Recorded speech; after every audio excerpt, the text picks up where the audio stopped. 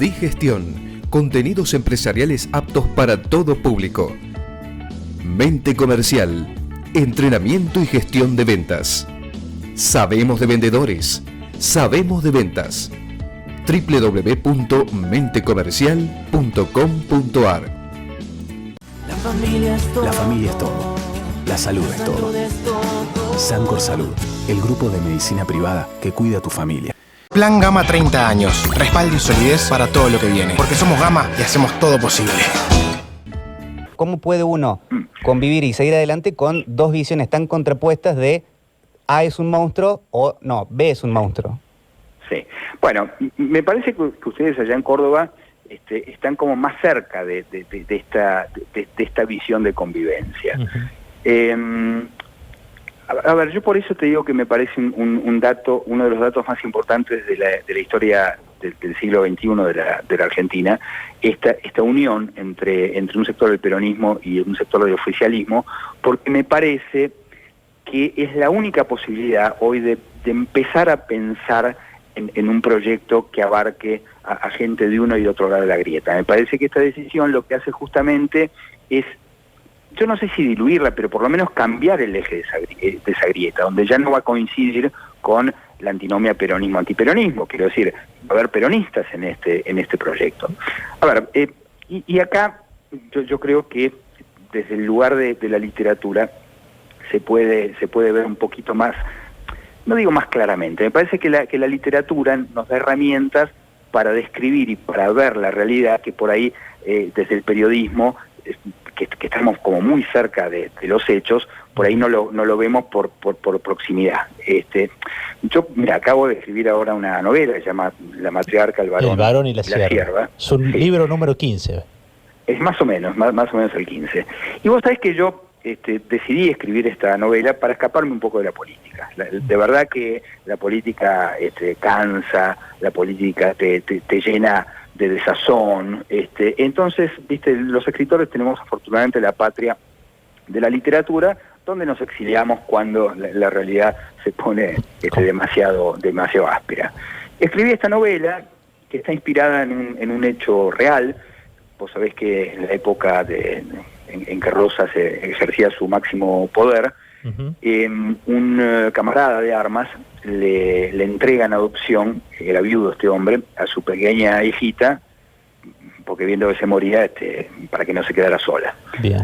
Él la toma en adopción, y lejos de cumplir con su obligación de padre, la encierra en un sótano y la reduce a servidumbre y se dedica a violarla y a violentarla sistemáticamente. Yo había decidido escribir esa historia. Dura la historia. Es tremenda, es realmente muy, muy dura. Y claro, la novela se desarrolla dentro de esa casa en estos tres vértices del triángulo, que es la matriarca, que es la mujer del gobernador, el varón, que es una especie de títere, y la sierva, que es un poco una metáfora de Argentina, que ha sido violentada tantas veces. Entonces, escribo esta novela, decido desatarme las manos, digamos, del documento y escribir una novela, una ficción. Termino de escribirla, en la presentación del libro, en la feria incluso, expliqué este carácter titiritesco del varón, que quien en realidad manejaba los hilos, y la semana siguiente nos encontramos con la noticia de que en la fórmula presidencial va a estar encabezada por un títere, y que hay una matriarca ahí atrás que maneja los hilos. Y exactamente de eso hablo en La matriarca, el varón y la sierva. Pero además, lo que digo hacia el final del libro, no lo quiero spoilear, por supuesto, pero por favor. por lo menos lo que puedo contar. Lo que digo al final del libro es que esa niñita embarazada, que queda embarazada de ese personaje siniestro, de ese personaje odiable, es la hija, el hijo, no sabemos qué, de la mezcla de dos sangres enemigas. Y yo creo que los argentinos somos hijos de sangres enemigas, desde los saavedristas y los morenistas, pasando por los rosistas y los sarmientistas, pasando por los peronistas y los peronistas, los kirchneristas y los antikirchneristas, siempre cada generación ha sido hija de dos sangres enemigas. Y yo creo, realmente lo creo, que no por primera vez, pero sí tenemos la oportunidad en esta coyuntura de encontrar la posibilidad de unir estas dos sangres, y de una vez por todas entender que aunque sean facciones por momentos enemigas, por momentos, qué sé yo, algo menos que enemigos, digamos, contrincantes, si todos los que somos democráticos, si todos los que tenemos una visión, por lo menos, me parece el ground zero de todo esto es el republicanismo y el espíritu democrático. Si todos los que pensamos en esto nos podemos unir para pensar en una Argentina moderna, en una Argentina con instituciones fuertes, en una Argentina republicana, bueno, me parece que tenemos chance de no desaparecer como Haití. Federico, estamos en una semana política, pero usted está en un programa de negocios, aunque no lo crea, y se nos ha ido hablando de política, y yo quería preguntarle algo sobre los negocios. Y usted tiene la suerte de profesionalmente estar formado como psiquiatra, no sé si todavía atiende pacientes. Psicólogo, sí. Como psicólogo, no sé si atiende pacientes, pero por otro lado es un escritor prolífico. Yo me imagino que usted ya debe estar en ese club donde las editoriales le piden cuál va a ser el libro de este año, digamos, y que le piden por favor el bestseller de ese año. ¿Usted se mueve en ese equilibrio de más su faceta de periodista o de columnista vive esas tres realidades? Mira, la verdad es que uno trata de mantener la literatura y la narrativa en un plano diferente del de la profesión, para decirlo. Vos mencionabas mi profesión de psicoanalista, efectivamente, sí. Y yo siempre digo que la literatura es un oficio, que el oficio tiene mañas, tiene algunos yates, si se quiere, que lo hacen diferente de una profesión, por varias razones. En principio, nunca hay que ceder a la tentación del negocio editorial, porque es ahí donde empiezan a fracasar las cosas. Yo cuando escribí mi primera novela, El anatomista, que tuvo por suerte muy buena repercusión, se tradujo en todo el mundo, 50 idiomas, y tuve el privilegio de presentarla en lugares para mí insospechados. La escribí desde la absoluta impunidad que te da el hecho de ser un escritor inédito, suponía yo, con pocas posibilidades de publicar, y de verdad que eso te da una libertad, saber que no tenés la presión de lectores, la presión de una editorial. Y si a mí me fue bien escribiendo desde ese lugar impune que te da el ser inédito, yo decidí mantener ese lugar subjetivo del escritor inédito, ¿no? Escribir con esa misma... A ver, ¿yo por qué te hago esta diferencia de la profesión y del oficio? Yo como psicoanalista, como periodista, tengo una profesión y tengo que hacer cierto uso de la responsabilidad hacia mi paciente, hacia el público, hacia quien escucha. En cambio, como escritor, lo único que tengo que hacer es un cierto ejercicio de la irresponsabilidad. Me parece que la buena literatura tiene que ver con eso, tiene que ver con romper moldes, tiene que ver con incluso ofender algunas sensibilidades. Creo que eso fundamentalmente es la literatura, es el ejercicio sistemático de la irresponsabilidad. Y entonces, en la medida en que uno se mantenga, digo, esa llama, ni siquiera te digo rebelde, esa llama, digamos, que te obliga constantemente a poner todo en duda, a poner todas las certezas, todos los dogmas, todas las creencias en duda. Me parece que de eso está hecha la literatura, y si se pierde eso, se pierde todo. Para el que no lo ha leído, ¿qué libro sería imperdonable que no lea? No de mi autoría, por ejemplo. No, de su autoría. No, ninguno es imprescindible. La literatura no es imprescindible. De verdad que hay mucha gente que tiene una existencia completamente digna, completamente feliz, y por ahí jamás aprendió a leer y escribir.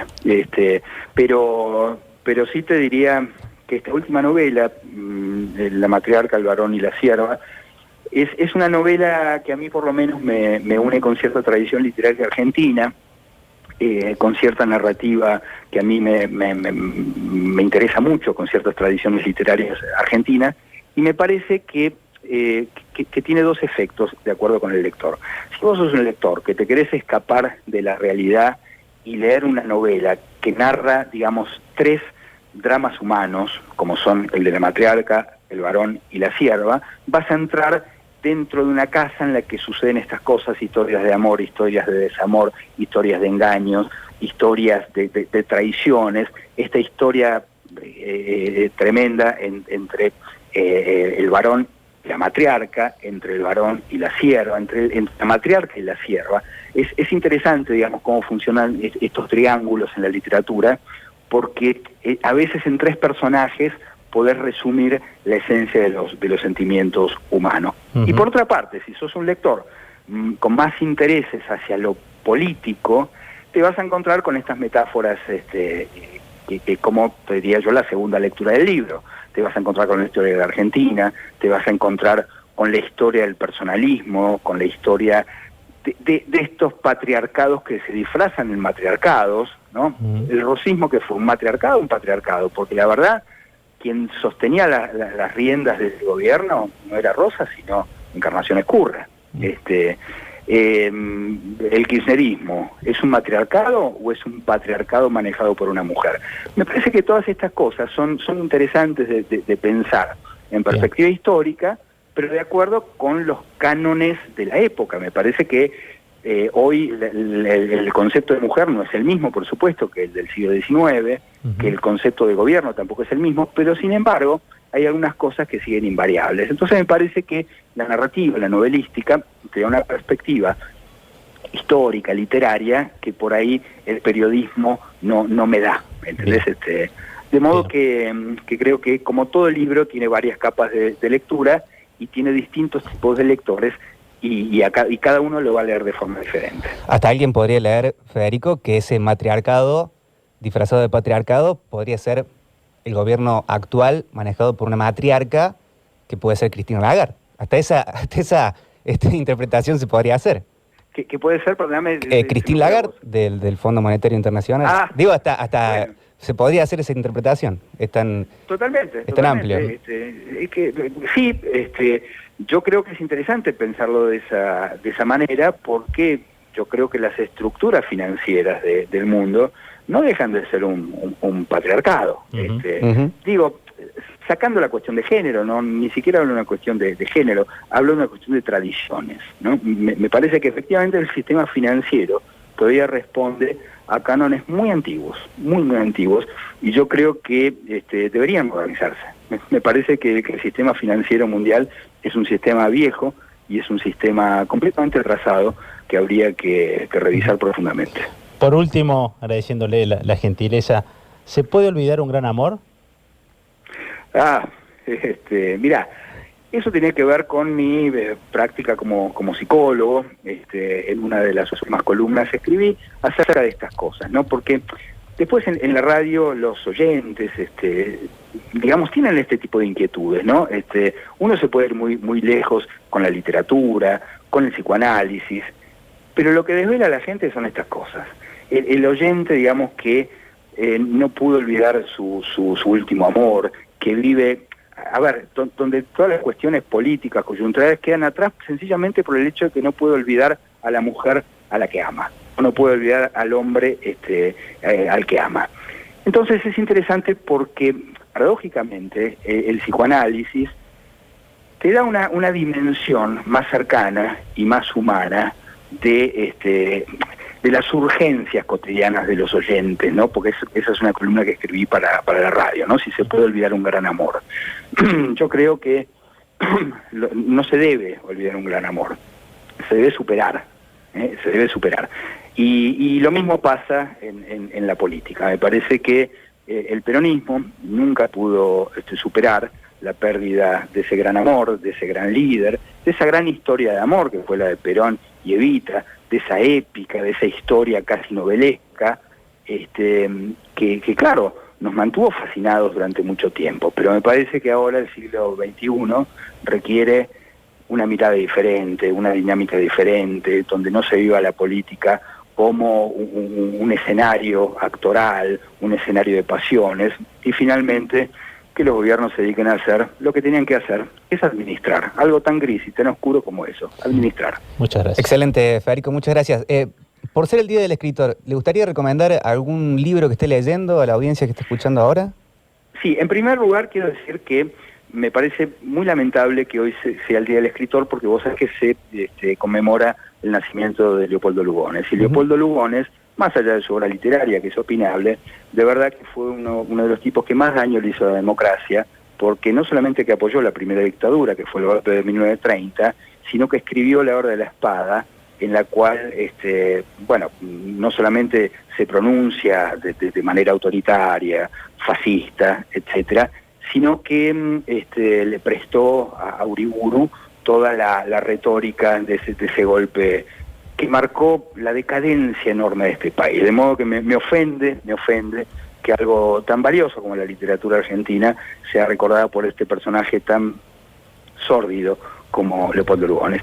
Recomendar un libro. Hay un libro que yo recomiendo siempre, es muy difícil de encontrar, y eso es bueno porque entonces ahí la gente empieza a buscar y en el camino te puedes encontrar con muchos otros libros. Hay una novela que se llama No soy Stiller, de Max Frisch, que es una novela tremenda, excelente, yo diría que es la reescritura del proceso de Kafka, así que si la consiguen, No soy Stiller, de Max Frisch. Perfecto. Federico, muchas gracias y buenas noches. Gracias a ustedes, abrazo grande.